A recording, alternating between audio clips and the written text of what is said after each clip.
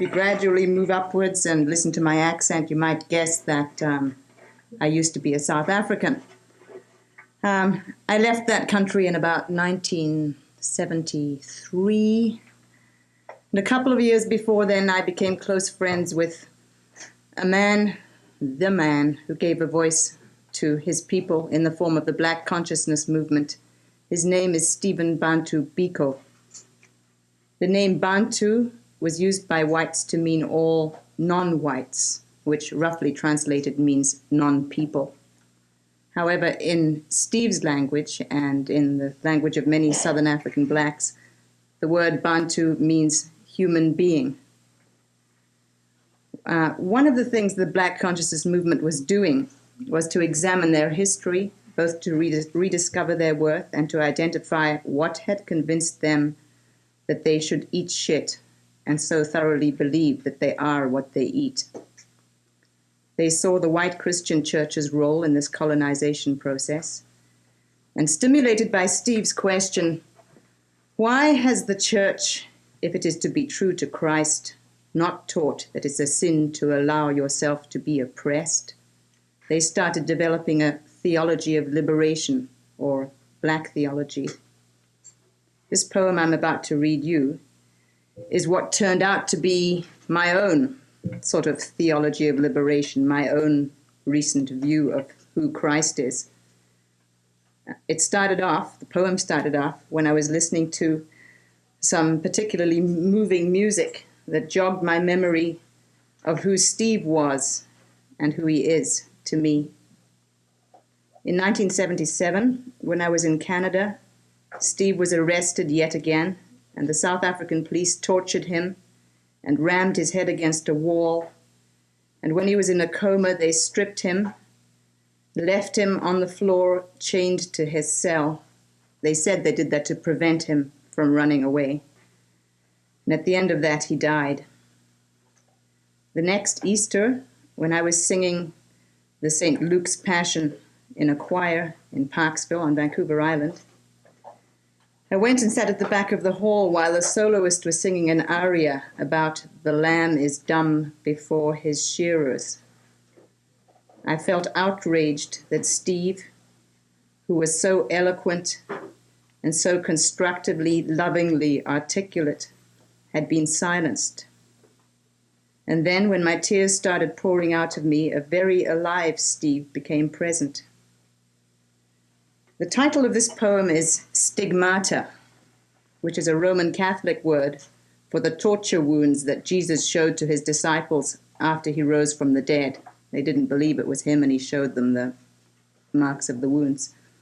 Other words that I use that might be new to you are kafir, which means nigger, and its Afrikaans pronunciation I also use in this is kafir. Afrikaans is the word used by the language used by the police and the South African group who are presently in power. Another Afrikaans word is swart bobbejaan. That means black baboon. And the rest's English, which you might or might not understand. Stigmata 1. Tonight I'm moved again by Bach's St. Luke's Passion echoing, that night I believed you dead. That night when, hating those who in the name of their laws stole you from us, I despaired for this world silent of you and my life empty of you. That night when this music then opened the floodgates through which, via my tears, you surfaced and entered in and filled me with all of you. 2.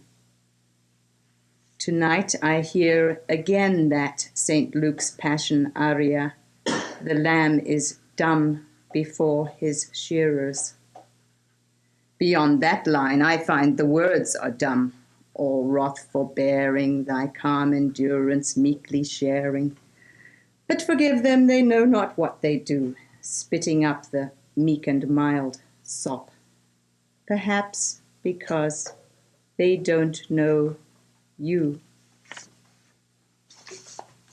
Tonight I see again that you, alone, accused, abused, battered, bludgeoned, because they couldn't bear one so noble, so knowing, being king of the Kaffirs. Couldn't bear you, all man of you, living what Bantu truly means.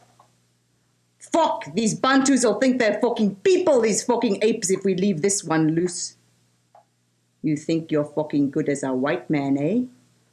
Come on, tell us how many white women you fucking kissed with those fat lips, you monkey face. Tell us you think you're a man. Look, he can't say it, 'cause he knows he's just a fucking Kaffir. Don't you? Answer me, yo swart Bobbejaan. Don't you look me in the face like that, you fucking Bantu. Say yes, boss. And you never did, though they peeled and peeled at you, all black of you, trying by the process of elimination to find your soul, to crush, to find your heart, to pierce, to nail it to their flagpost, to make your people bow down.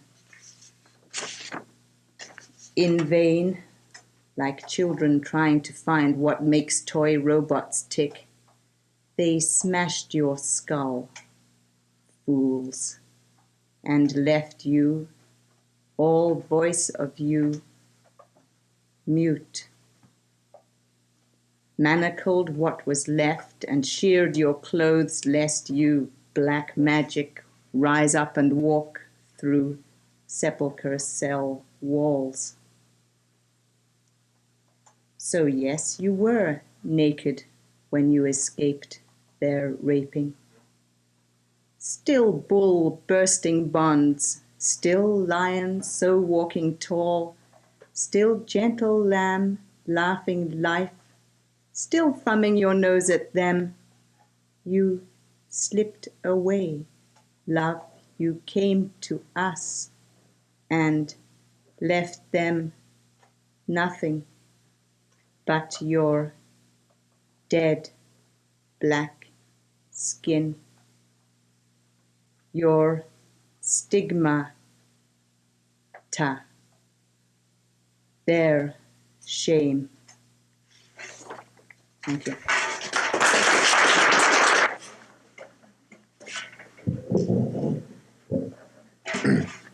My name is Dave Hopkins. McGregor Bay. The wind howls and forces the waves to chop and roll. Cool air slaps against my face. It's evening and a storm is brewing. So now the rain will come and drench the rocks and trees and dampen the little bit of soil found within the crags and crannies. Morning will awake with calm, smooth water and plenty of sunshine. The beauty of this bay is found in contrasts, the water against the rocks and the motion against the stillness. I like it here. Inside, outside. Stress, the tension, it winds, it builds, it subsides to a point of sheer, thank God. And suddenly it's back, like a too small rubber band stretched over a too large rubber balloon. It will mold itself into form identical to its creator and express itself identical to the beholder. I hate it, I fight it. I play with it, talk to it, meld with it, step on it, control it, and forget it. It's still there. I blow my top, I see a friend, I see a doctor, I run a mile, I seek religion, etc., etc.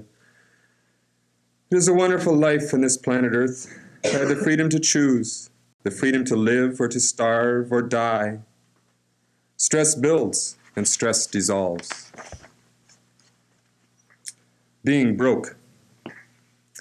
Count what's left to form a budget until it's gone and there's nothing left. Borrow and spend and then borrow and spend and then anxiety. Must be a way if I think. Think and produce a great idea. Borrow money to invest and work. Oh, work hard and there's still no food, still no beer, and I still have bills. Oh, the anxiety. Friends tell me to look at the bright side and take lots of time for talk and discovery. Feeling pretty good, actually. Interaction. Roll call, 7 a.m., 040984. Man 1 do job A, woman 1 do job B, man 2 do job C, woman 2 do job D, man 3 help woman 2 with job D, woman 3 do job E, man 4 do job F, woman 4 help woman 1 do job B, man 5, 6, and 7 do job G, woman 5 do job H, woman 6 and 7 help man 1 do job 8, man 8 make coffee, woman 8 do job J, man 9 do job K, woman 9 do job L, man 10 and woman 10 make a baby. Child 1, take a break.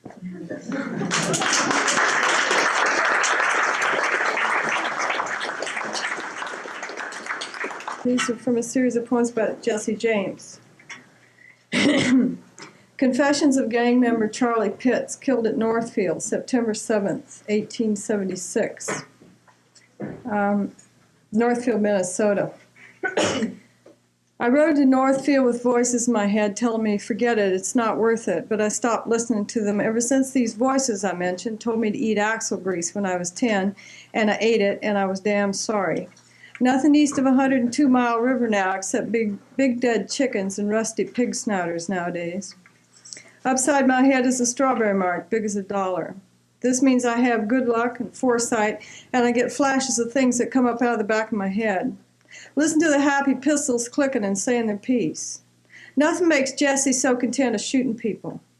We got other people living inside us just under the skin, and these inside people are not male nor are they female. They're kind of purple-black like the skins of Spanish onions and have the same pearly shine. Last night mine begun to slide out of me through the hole in the top of my head through which so much else has escaped too, when I was looking after my horse Sweet Pea. She had great big locust thorns stuck in her gums. This Spanish onion creature began to get fed on the lantern light, slide out of my person. I would have been struck blind and dumb. I would have went and eat axle grease again. This is the thing that makes everybody kill people. Here we go to Northfield now. This is us getting close to Northfield. We're going to die here and get shot up until we look like sieves. They're going to run us into a swamp and yell, surrender! One of the youngers is going to yell back, we don't surrender much, and it'll get written in a book. I'll never get to tell anybody or any one person what it is makes us kill people. Whatever we get in life is provisional. It'll eat you in sections and you'll die all at once. This thing's been talking out of my mouth all my life, and now I'll be hitting that self-same mouth. People who have messages are struck dumb, and folks who don't have a damn thing to talk about never shut up. Oh God, how I loved shooting people. Me and my onion would have blown up whole cities if I'd had the gunpowder. I'll finally win the argument with that killer purple-black party inside, which is flying out towards a simple lantern in the barn and Sweet Pea in the world, leaving me to voices and rye straw. This is Northfield, my Minnesota onion war. Folktale. One day, Frank and Jesse and Bob and Cole were riding down the road to home with saddlebags full of gold. And they came on a farm where a woman was out doing her washing in the yard. And they were all hungry, so they stopped and said, say, ma'am, would you cook us some dinner? We're real hungry. They didn't have any restaurants in those days, my mother explains. And the woman said, hell no, can't you tell a person to do a laundry when you see it? But ma'am, we're real hungry, said Jessie, and we'll pay you for it. No, I ain't going to do it, she said. But look here, you can cook us a chicken. I see you got a whole lot of chickens out there, and I'll even kill it for you. And he whipped out his pistol and he shot the head off a chicken. Well, now, since you done killed that chicken, you can just gut it and pluck it, she said. She's so mad she's hopping around the yard, looked like somebody killing snakes with a switch. And all the boys razzed Jesse and they laughed at him and they shoved him off his horse and he had to sit down and gut and pluck that chicken.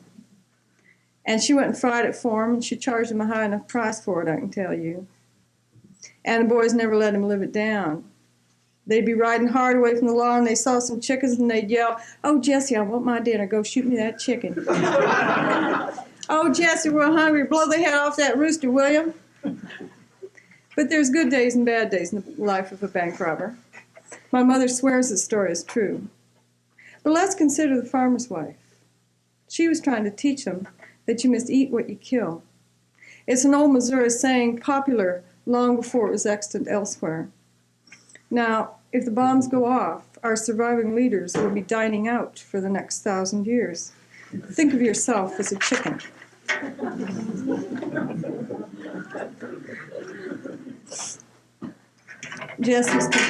Jesse's confessions. If I could have my body back again for a little while, my good old body, the one that fits the clothes you see here in the museum case, the handmade boots and the riding gloves, and everything the way I liked it. What bargain can a person make?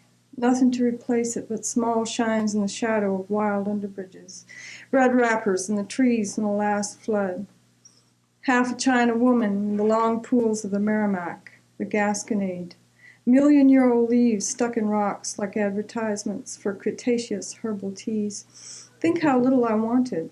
I only wanted your money, the lives of a few individuals no one would have heard of otherwise, the joy of some derailed trains, and my name in the St. Louis Post-Dispatch, the secret life in the backwoods and people to shoot, cornbread, good horses, the happy splinters of express car doors starbursting into the celebratory air, the good old boys and the private war cries, our conspiracy of cruelty and bad manners, the iron wives we invented at leisure. What would you give to have my world of limited distance, where everybody had a biography, a pistol, a nigger, the old happy aggression we thought would last like the soil and rivers forever? You've invented murder so big you can't even think that big. It's been discovered that the planet is so small you can't even think that small. I am your last warhead at the end of the prairie, and behind me is the evening.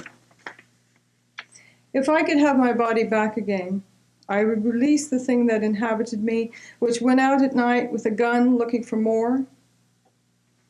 It would fly out of me in some lamplight, and the only solution, give me back my body, is for us to ride toward Greenridge, having surrendered empty-handed to the moon, where there is a tavern with neon advertisements for Pabst and Michelob, pickled eggs swimming in a jar, and a jukebox and a pool table.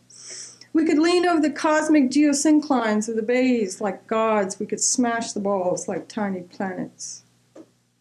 Look up. Jesse bends over Earth with a nuclear pool cue, and he never misses. This is the last one in the series. The scholar who studies the life of Jesse and Frank James needs solitude. This person approaches the cabin through fields and some woods, seriously, slowly, as if they were going there to take vows. Everything else has flown away. There are no other people. The flame shapes of cedar and scrub oak are drawing something huge and nourishing out of the clay subsoil, a substance we can only guess at. Johnson grass flames its low fires the color of panthers. The sky at this hour and season is a gemmed glass. It's blue and refreshing, and it has raised our broken sight many times before this. In this cabin are the voices of small angers. They wait. It is up to the person who wants solitude to abandon them. If you release them, they will fly off like birds or trains, and your skull is very small under the awning of the universe. All the time you walk toward the cabin, huge electrons are raining down on you out of the heart of the sun. What do you think of that? Before you can step in the door, surrender and disarm. It is a kind of bank, and it can only be robbed by the anti-bandit. So this is the end of the story of Jesse and Frank. The grass pours by in the white wind like a river out of the hill country, flooding and breaking, and you're smoothed by its lengthy currents. And so you walk in the door of the bank, your hands are empty. Thank you.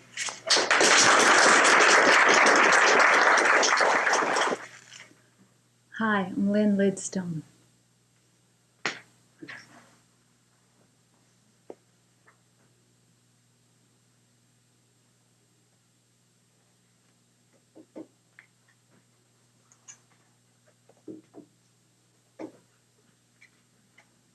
Excuse me.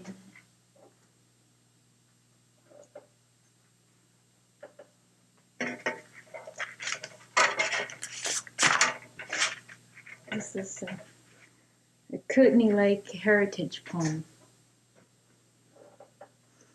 For 25 years I hauled water from the creek up to the stove. Then I heated the water in a big pot to wash the dishes and the clothes. I raised up my 7 children, then I had to watch them go. I scared off bears and I trudged through snow. I pruned my pear trees to help them grow. Swam in the summer, there's one thing I know sure as I carry my pocket knife. I wouldn't ever trade my life. I feel a spark inside my heart. This keeps me alive, even through the dark times.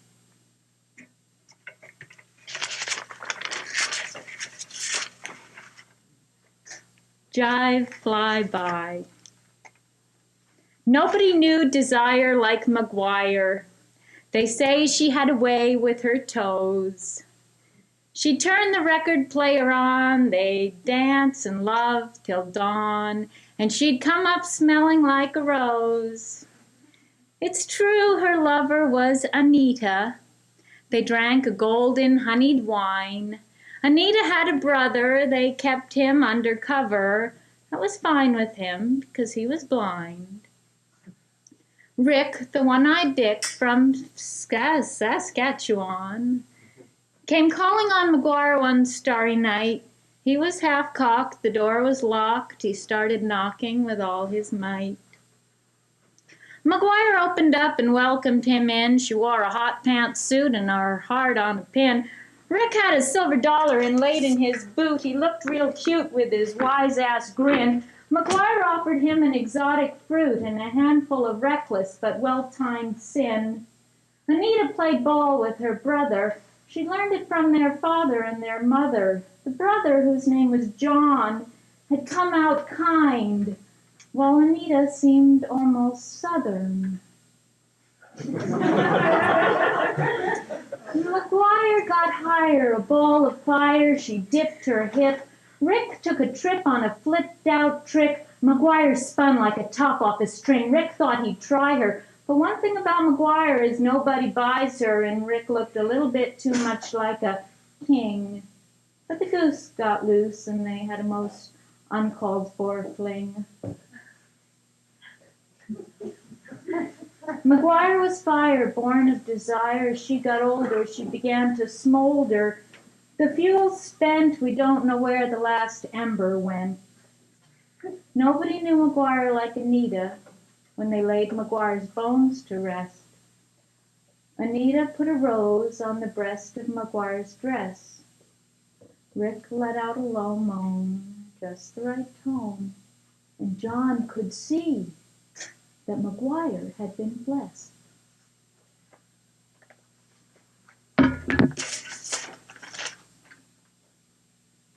Just for the record.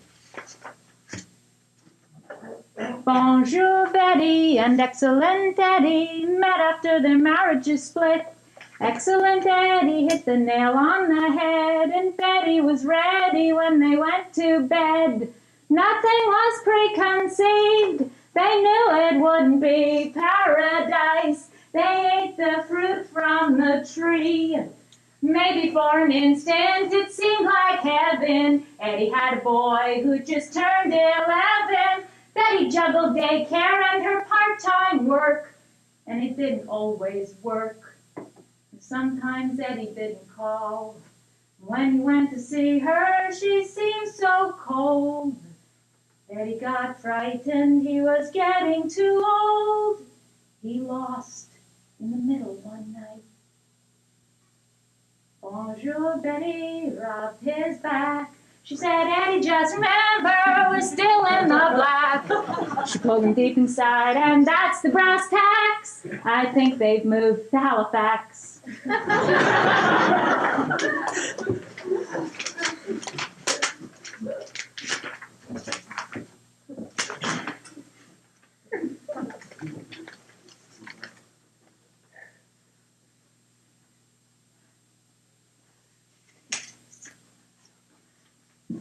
Kermit the Hermit and Betty Lou, his seeing-eye dog, hustled at night while the logs burned bright. Betty Lou thought it was just for a lark. Kermit swore he loved to hear her bark. He knew deep inside he couldn't bear the darkness or the quiet. Kermit tried to get himself together. He visited everybody he knew. They gave him tea and Triscuits. They gave Betty Lou dog biscuits, but it didn't fill the need the Kermit felt inside. Betty Lou went crazy. She said everything was hazy. Would Kermit ever find what he was looking for? He opened the door and he let her go out as he watched her with his blind eyes.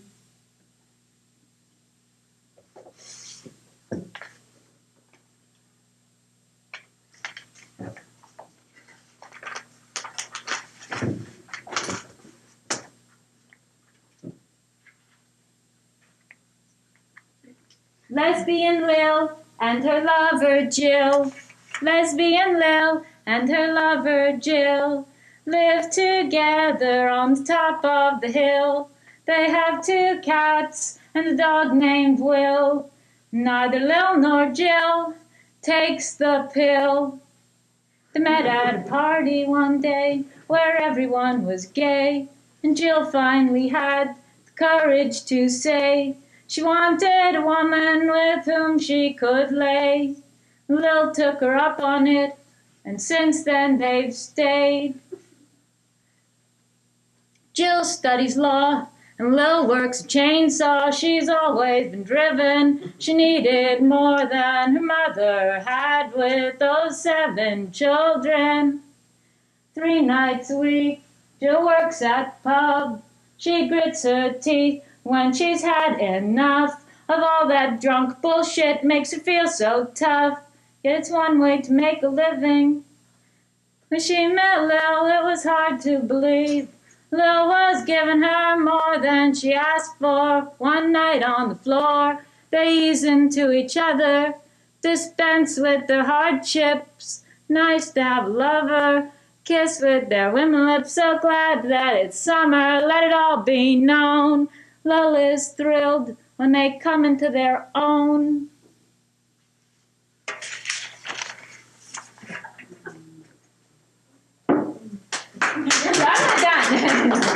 I'm just moving out. Social commentary. David and Mavis live in a cave. They crave cigarettes and they never bathe. And Mavis says, Dave, one of these days we're going to escape. Dave thinks his cave is warm. He's never been one who likes to leave home. He wonders if Mavis could make it on her own. He sure as hell doesn't want to be left alone. Now Mavis wears chains, the invisible kind. And when it rains, she goes out of her mind. And when the train goes by, she just waits. Dave spends his days digging his grave. It's just outside the door to his cave. And Mavis is afraid that if she tried to get out, she would fall in his grave. Now this is all too serious, and I'm sorry I got messed up in this. But Mavis is my first cousin. And when I call up, she sounds so far away, and I ask her, how's Dave? And she says he's just buzzing. I wonder why she stays. She says she loves him.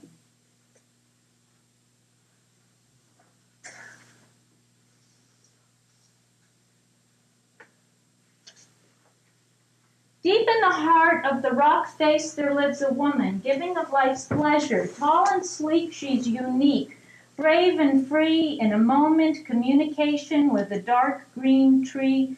She can be who she wants to be, living in the mountains, treasure. The logging company comes to take away her view. The evidence is there. She looks hard for a clue. She becomes whole when she finds her soul. Open to a scene green. The joker at the table flashes his cards. The good guys from the country stack up at the bar. The sweethearts in the back room get their kisses from a jar. The lion upstairs feels mighty in his lair. Jane plays pool, feeling cool is her rule. Taking her cue, she shoots silently and true. Johnny Lightning's come to town, the drinks are heading round. The piano player makes a honky-tonk sound. Johnny's hot tonight, thinks he just might. The carrot juice makes them all feel loose. And the sky and the clouds turn blue. That was the thing I hadn't known the clouds could do. And the woman in the mountains is there for all to see. She has Picasso's face like yours. The clouds are white, a sight I've seen today, a shining light to see towards a clearer way. And the sky gives light, a strength I felt today, take me through the night. Tomorrow's dawn will have its own way, fresh and reeling as I gently play. The key goes click, the joker's turned a new trick. A friend helps Johnny Lightning to keep from getting sick. The clown turned upside down, 'cause it's the latest kick. What is it that makes this civilization tick? Sign C, unwind a kind mind. Think, he blushes pink.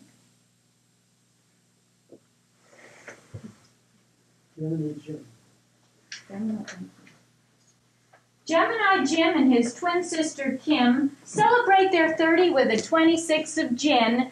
As they reminisce, Jim contemplates his sister. She's full of piss and vinegar. While he went halfway around the world, she's grown up, but they still call her a girl.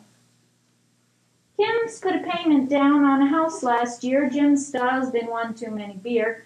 He can hear her say, "Remember Brad Thomas? Brad's already turned gray. We're almost to the top of the proverbial hill. Our stone was turquoise and now it's jade." She feels like home to a brother who searched his mind alone. They might as well be in love. They came from the same womb, born into the same room at the same time. Jim gets into his poet. Kim's face lights up. He tells her about the rhyme when he undressed his ego and showed his emotion. A woman arrived. He could really feel emotion. She went east and he went west to the ocean to see the waves roll. If he wasn't so sure of himself, he might think it were prose. Kim gets married next year. The man's already moved in. They want to have kids. She reaches out to Jim. They share together an irrepressible grin. Next day, after their wild party, celebrating the joy of turning 30, Gemini Jim takes a lamb to the top of the hill. God says, "Thanks, that looks like a great sacrifice. Keep it. You'll need your sheep to make wool."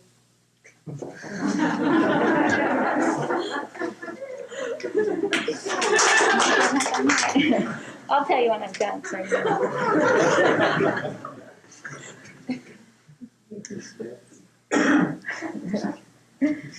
My old friend Bill and his wife Tilly decided to become hillbillies. They live way up on the hill. Tilly, his wife, and my old friend Bill. My old friend Bill has to fight his way through life. Every day is a struggle from morning till night, like scraping dirt off of a stone. At least it's a little dirt that he and Tilly own. They get back to their roots, potatoes, beets, and onions, and garlic too. Every year the dahlias need more room. Tilly and Bill worry about money, and every once in a while something hits them funny. But there's nothing in the world like their lives on a day that it's sunny. My old friend Bill and Tilly, his honey. This is the last one, I think. This is the last one coming up.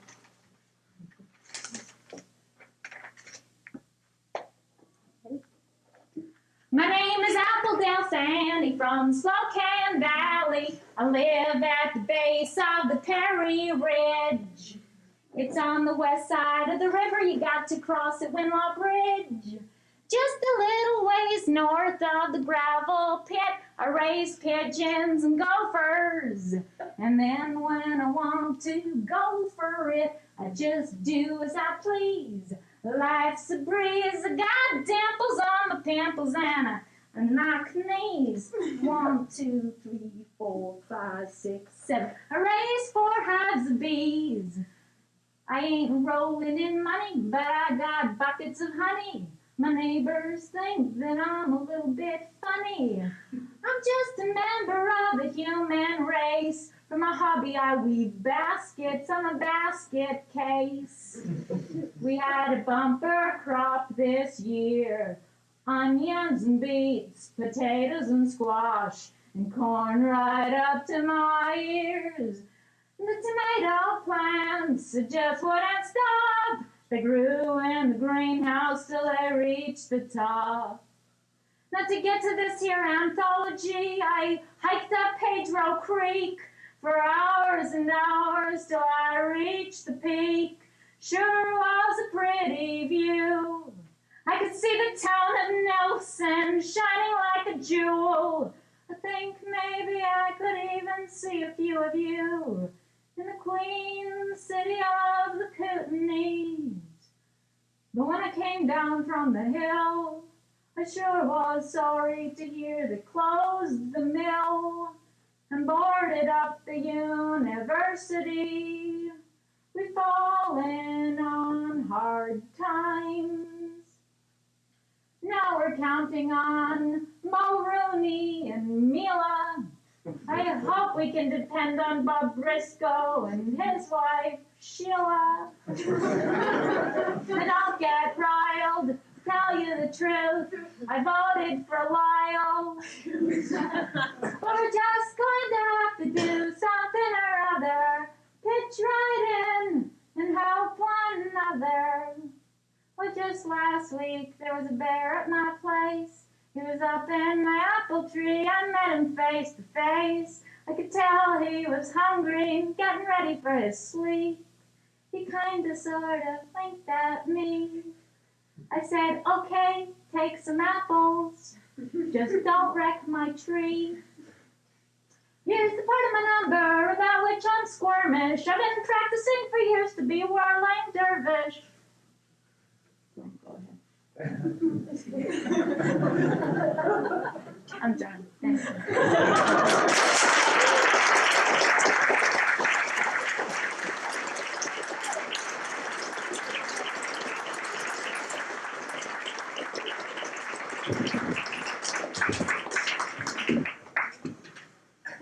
Mom, I'm on the air. Look, if Jock caught me reading poetry, I'd be fired on the spot. Well, it's not the sort of thing a man does. Well, what would you think if they caught Archie Bunker or the Marshal of Dodge City reading poetry? They wouldn't be caught dead reading poetry. Mom, I gotta go. To repeat an earlier news bulletin, the Loose Change Theater Troupe is still looking for their misplaced audience. It has been reported a large audience at the Kootenay Oral Anthology may know where they are. If you know the whereabouts of this audience, please show up in person tomorrow night, Wednesday, Thursday, Friday, or Saturday next week. And that's the Student Society news for this week. Stay tuned to this station for much music with DJ Tish Lakes. Thank you.